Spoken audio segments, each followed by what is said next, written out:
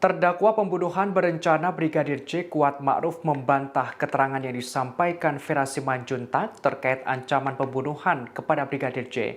Kuat mengaku dirinya tidak pernah mengancam membunuh jika Brigadir J naik ke lantai 2 di rumah Magelang, Jawa Tengah. Hakim pun langsung memperingatkan, padahal Vera tak pernah menyebutkan nama Kuat soal ancaman itu. Dikutip dari tribunnews.com, hal ini diungkapkan Kuat dalam sidang lanjutan di Pengadilan Negeri Jakarta Selatan pada Rabu 2 November. Setelah para saksi memberikan keterangan, lantas Ketua Majelis Hakim Wahyu Imam Santosa mempersilahkan Kuat Ma'ruf memberikan tanggapan. Mulanya Hakim Imam menanyakan kepada Kuat, apakah keterangan para saksi dari keluarga Brigadir J benar, sebagian benar, salah, sebagian salah, atau tidak tahu sama sekali.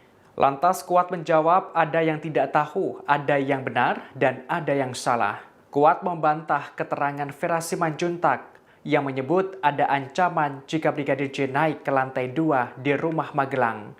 Diungkapkan dirinya tidak pernah mengancam Brigadir J. Namun sanggahan Kuat itu langsung diperingatkan Hakim Imam. Hakim mengatakan bahwa Vera Simanjuntak tidak pernah secara langsung menyebut nama Kuat Ma'ruf. Menurut Hakim, Vera hanya menuturkan Brigadir J diancam jika naik ke lantai 2 rumah Magelang. Mendengar penjelasan dari Hakim, Kuat Ma'ruf pun lantas mengiyakan.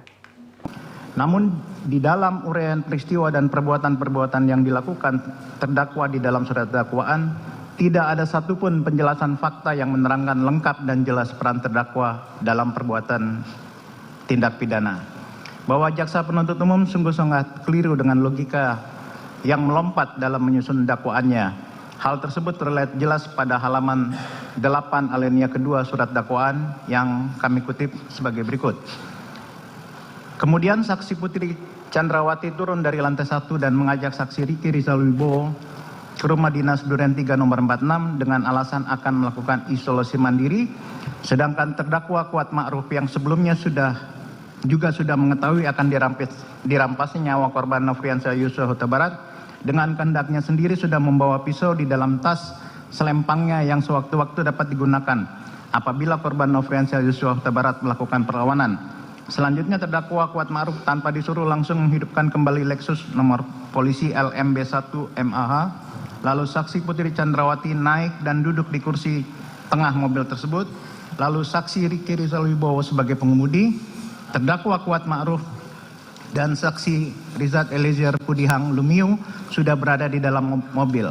Padahal saksi Riki Rizal Wibowo dan terdakwa Kuat Ma'ruf yang seharusnya kembali ke Magelang, tetapi saat itu malah turut serta pergi ke rumah dinas Duren 3 nomor 46.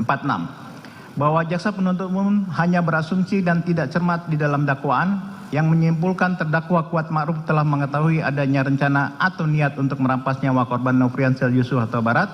Sedangkan dalam uraian sebelumnya, jaksa penuntut umum tidak pernah menerangkan kapan, di mana, dan dari siapa terdakwa Kuat Ma'ruf mengetahui adanya rencana atau niat untuk merampas nyawa korban Nofriansyah Yosua Huta Barat.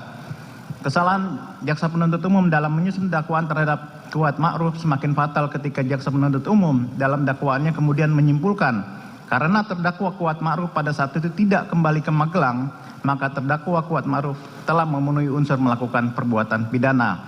Hal ini jelas sangat menggelikan, bagaimana mungkin terdakwa Kuat Ma'ruf yang notabene sebagai